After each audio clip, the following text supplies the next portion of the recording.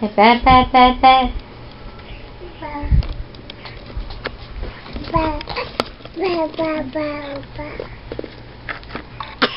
And say bad, bad, bad, bad.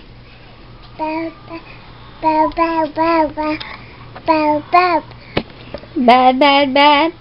Did the woman who shut the door with your ice cream, was she bad, bad, bad? Huh?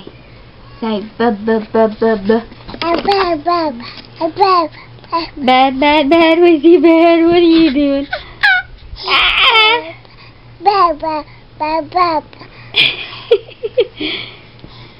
Yours is too cute. I got you though. The bear. Over there. Where's the bear? Where's the bear? Over there. There's the bear. Where's the bear? Over there. Where's the bear? Over there. There's the bear. Where's the bear? Over there. Where's the bear? Nope, Nick, there's the bear. Where's the bear? Where's the bear? Over there. Now you Where's take the it. bear? Where's the bear? Over there. There's the bear. Where's the bear? Over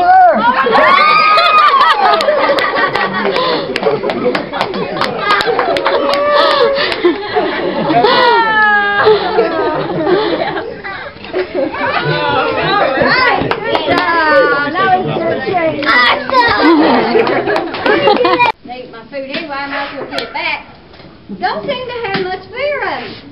Behold, sometimes one of them come up, they come right up and they sniff the feed while I'm in the back of the truck, not 4 feet away.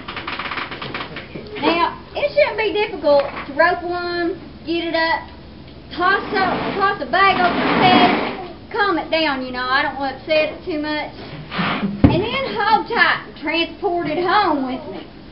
So I filled up that there cattle feeder. I hid down at the end with my rope. Listen, right here. And the cattle, having seen the rope thing afore, well, they say, well, back. They were not having anything to do with it. Well, after about 20 minutes, my deer showed up, 3 of them. I picked out a likely-looking one, and I stepped out from the end of the feeder, and I threw my rope, and the deer just stood there, and it stared right at me. I wrapped the rope around my waist and I twisted it in so I would have a good hold of it, you know. And it still just stood there and stared at me. Well, the deer was a little bit concerned here about the whole rope situation, and I took a step backwards. I stepped away, I put a little tension on that rope, you know. Then I received my education.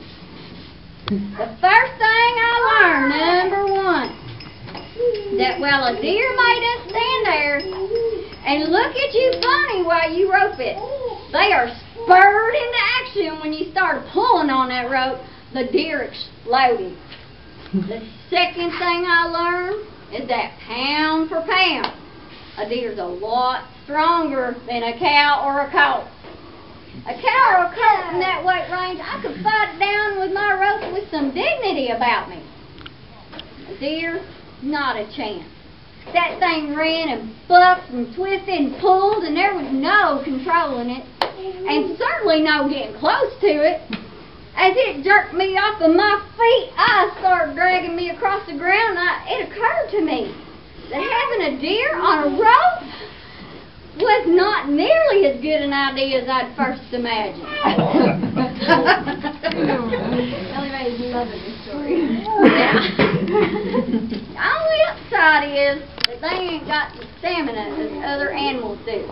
A brief 10 minutes later, it was tired and not nearly as quick to jerk me off my feet and drug me when I managed to get up.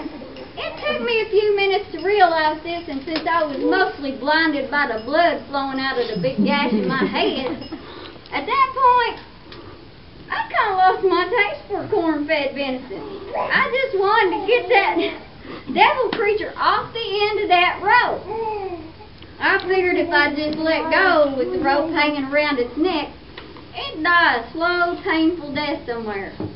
And at that time, there was no love lost between me and that deer. And at the moment, I hated the thing, and I would venture to guess that the feeling was mutual. Now, despite this gash in my head and several large knots where I cleverly arrested the deer's momentum by bracing my head against various large rocks as it dragged me across the ground, I can still think clearly enough. And I recognize that there was just some little chance that I might have some responsibility in this here situation. So I didn't want the deer to suffer a slow death. I didn't want it to be painful. So I lined it up between my truck and this here feeder. Little trap I'd set aforehand, kind of squeeze it in like a chute, you know. So I got it back there and started moving it up so I could kind of finagle my rope. Did you know that deer bite? Yes. They do, yeah, they do. They hit you with their horns too. Oh yeah. Well, I never in a million years would have thought that a deer would bite somebody. Because I was so very surprised when I reached up there and grabbed that rope and the deer grabbed a hold of my wrist. Now when a deer bites you, it ain't being bit like a horse or anything else, because they'll just let go. But when a deer bites you, well, it's almost like a pit bull. They bite hard and it hurts. And the proper thing to do when a deer bites you is probably to just freeze and draw back slowly. And I tried screaming and shaking my head and everything, but my method was like trying to catch a greased hog. It seems like that the deer was biting and shaking for several minutes, but it was only like maybe a few seconds. But I'm being smarter than the deer now. Some of you may be wondering about that by now. I tricked it. Well, I kept it busy tearing the tendons out of my arm. I reached up with my other hand and pulled that rope loose. And that was when I got my final lesson in deer behavior of the day. Deer will strike at you with their front feet. They rear right up on their back feet and strike right about head and shoulder level with their hooves. Surprisingly sharp. And I learned a long time ago that when an animal like a horse does that, you can get away easily. But the best thing to do is to make a loud noise, like that, an aggressive move towards that animal. And this will cause them to back up so you can escape. This was not a horse, folks. It was a deer. Such trickery just don't work. And in the course of a millisecond, I devised a different strategy. I screamed like a boar hog in a slaughterhouse and tried to turn and run. But there's a reason I'd always been told not to turn and run from a horse is that it'll paw at you from behind back there. And it's a good chance that it will hit you in the back of the head. Well, deer may not be so different from horses after all, besides being twice as strong, and they're 3 times as evil. Oh my God, they're evil. Because the second I turned, it whomped me right on the back of the head. I'm going to tell you what, it kicked me down, I saw stars, and when a deer paws at you and it whomps you down, it does not immediately leave. I suspect it does not realize the danger has passed. The deer ain't so smart after all.